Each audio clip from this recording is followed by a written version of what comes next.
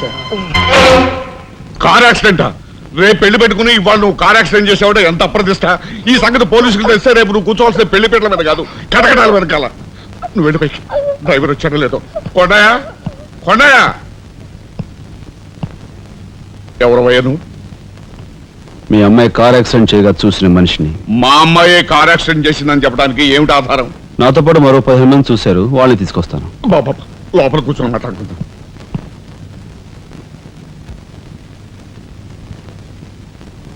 బాబు, రేపే మా అమ్మాయి పెళ్లి. ఈ సంగతి నలుగురికి తెలిస్తే దాని పెళ్లి అయిపోయి మా ఇంటి పరువు పోవడమే కాకుండా బంగారం లాంటి దాని భవిష్యత్తు నాశనం అయిపోతుంది. అందుకని ఈ కేసు నెత్తి మీద వేసుకునే మనిషి ఎవరైనా దొరుకుతాడేమోనని. దొరికితే చెయ్యన్నారు వాడిని ఎత్తినేసి వాడికి అన్యాయం చేద్దామనా? అన్యాయం చేయను బాబు, వాళ్ళు ఎంత అడిగినా ఇస్తాను.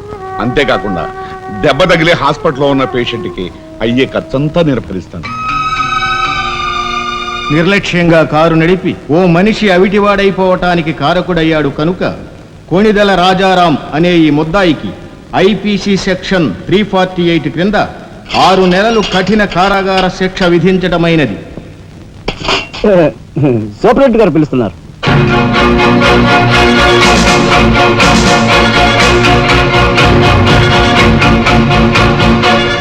సార్ మీరా?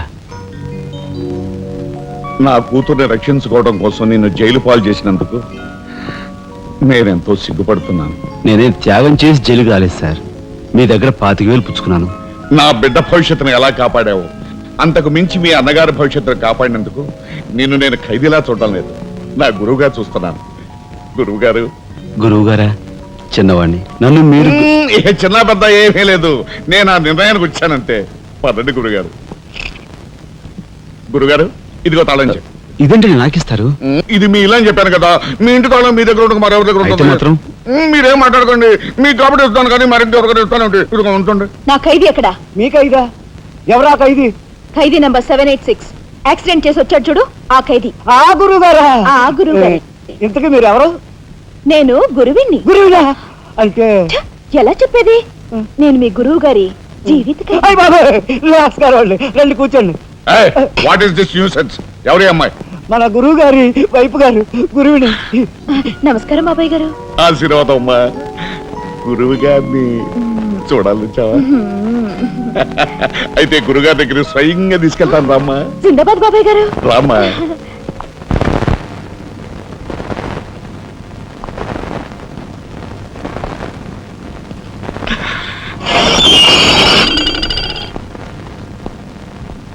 ఆహా, సీతాకోక చిలుకల్లాగా, చిలకా గోరింకల్లాగా ఎలా మిలమిలా మిరిసిపోతున్నారు. గురువుగారు ప్రొసీడ్.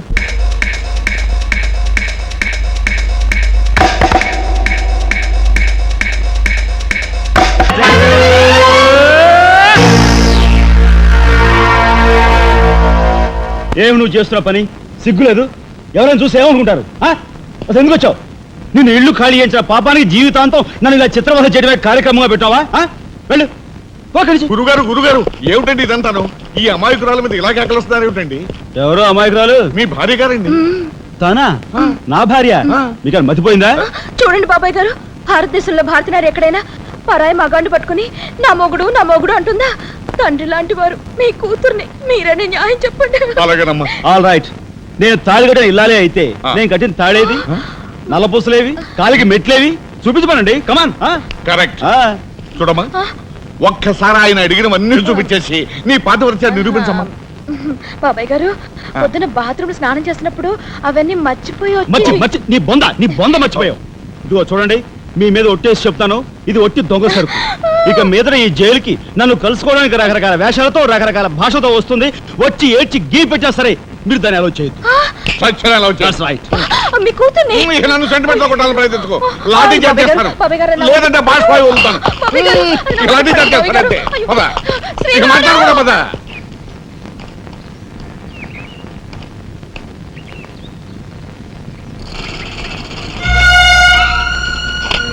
చిరంజీవి రాఘవకు ఆశీర్వదించరాయినది. నా పేరు జగన్నాథరావు, జైలు సూపరింటెండెంట్గా పనిచేస్తున్నాను.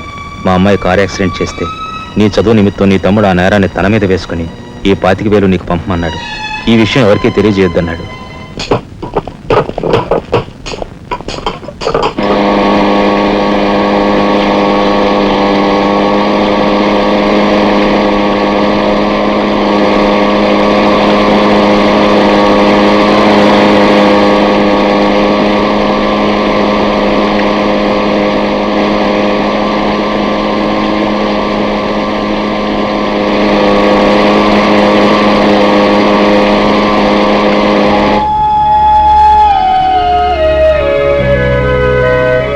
నాయనమ్మా,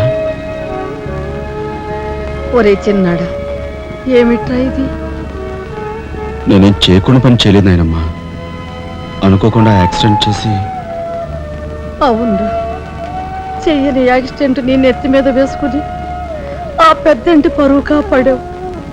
చిన్నవాడిపైన మా అందరి బరువు నీ నెత్తి మీద వేసుకుని నీ జీవితాన్ని జైలు పాలు చేసుకున్నావు. నాయనమ్మా, ఇదంతా నీకెవరు చెప్పారు? నా మూలంగానే తెలిసింది. నభ్రియాత్ సత్యం అప్రియం అన్నారు, కానీ ప్రియమైన సత్యాన్ని చెప్పకూడదని వేదాల్లో కూడా లేదుగా గురుగారు. చిన్నడా,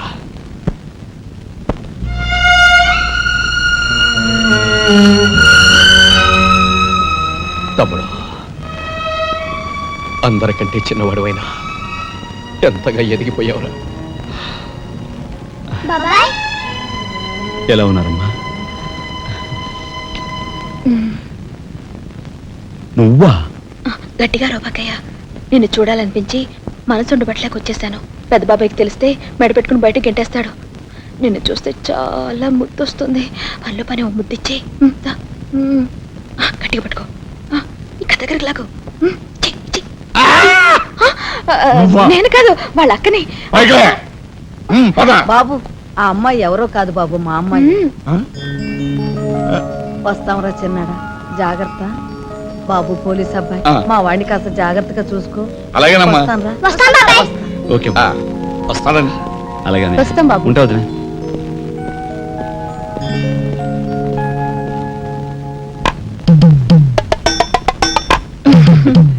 ఏంటి వాళ్ళతో వెళ్ళవా? ఇక్కడే ఉండిపోతావా? రఫ్ సరే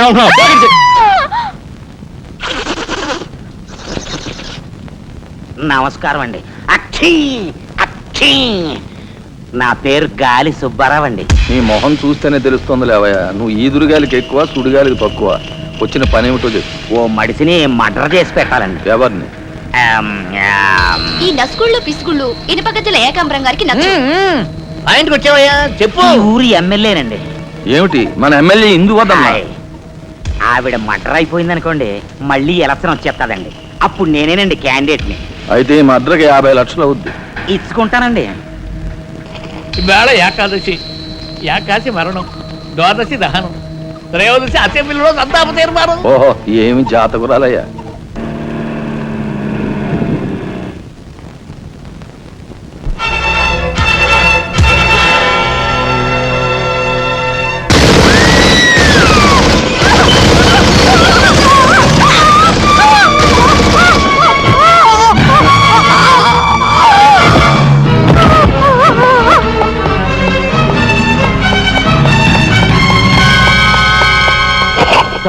మీరు చెప్పిన పని చేశాను సార్.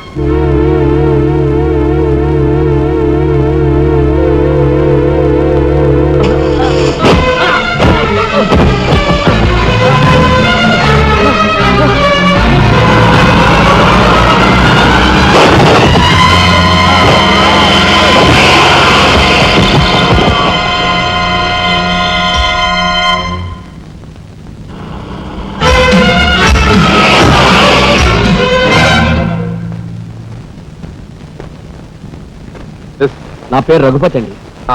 ఏం చెప్పండి. రాత్రి ఎమ్మెల్యే ఇందోదన్ గారి మద్దతు జరిగింది కదండి, ఆ సమయంలో వారితో మాట్లాడదాం నేను అక్కడికి వెళ్ళానండి. Is it? ఆవిడ గారిని చంపిన వ్యక్తిని నా కళ్ళారా చూశాను.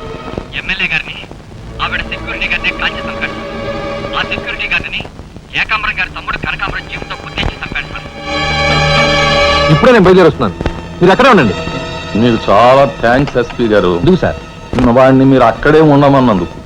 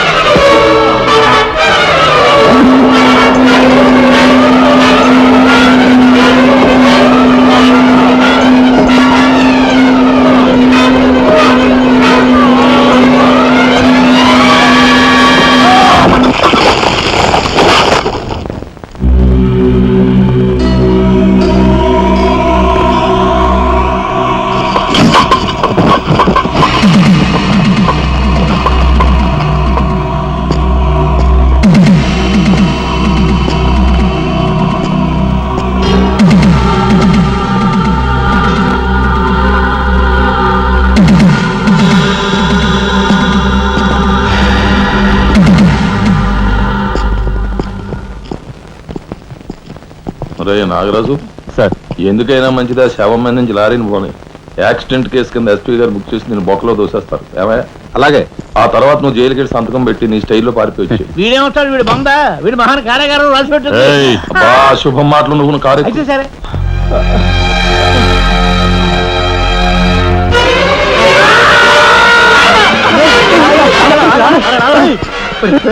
భయం వేస్తుందిరా.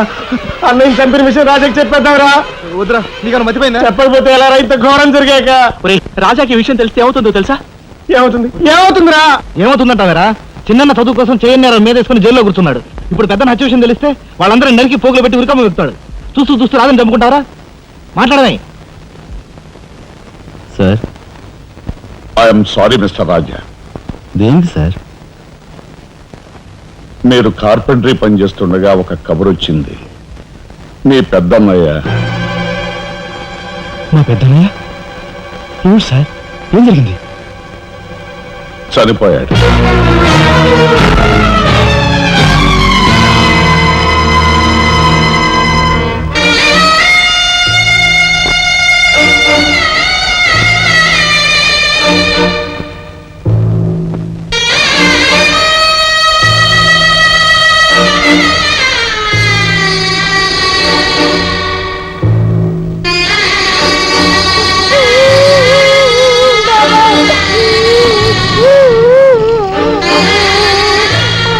చేసిన నేరం.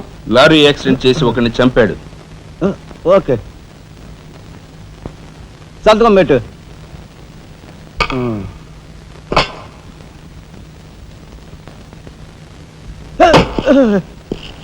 నేరస్తుని మీకు అప్పగించాం. Shall I take leave sir? Okay.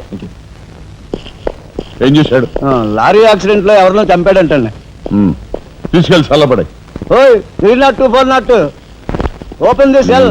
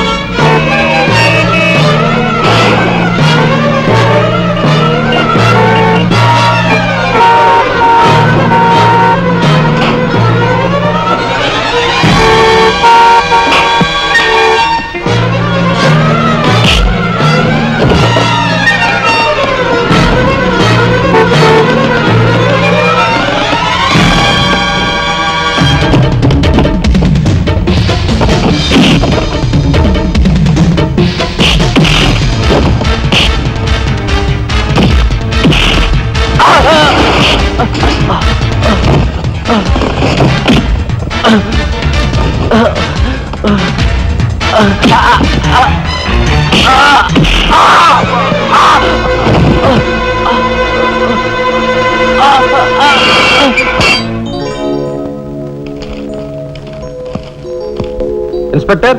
Yes sir. ఈ కుర్రాడు ఐఏఎస్ సెలెక్ట్ అయ్యాడు. మన ఊరు వాడే. ఇతని గురించి కొంచెం ఎంక్వైరీ చేయాలి.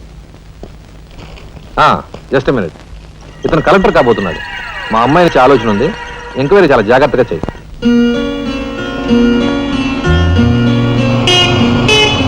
ఇదే మా ఇంటి.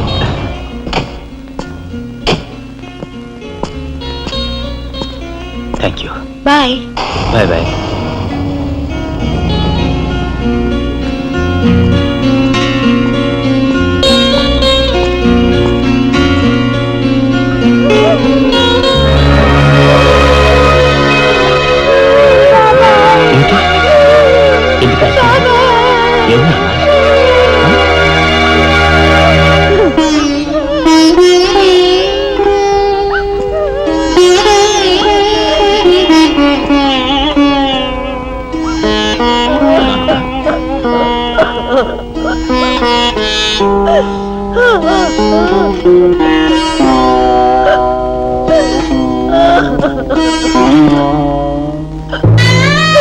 పెద్దడు అన్యాయం చేసి వెళ్ళిపోయాడు రా రాఘవ.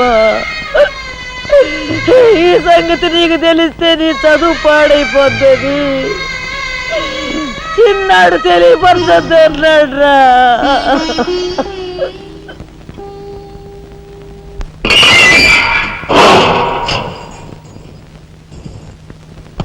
ఇదేమిట్రా, నేను జైల్లోకి వెళ్ళేటప్పుడు నీరసమొహాలే, తిరిగి బయటకు వస్తుంటే కూడా అవే నీరసమొహాలు. ఏం భోంచేయట్లేదా? రాజా అన్నయ్య, అదే అన్నయ్య పోయాడు కదా, ఆ బాధం తట్టుకోలేక. అది కాదురా రాజా, రాజా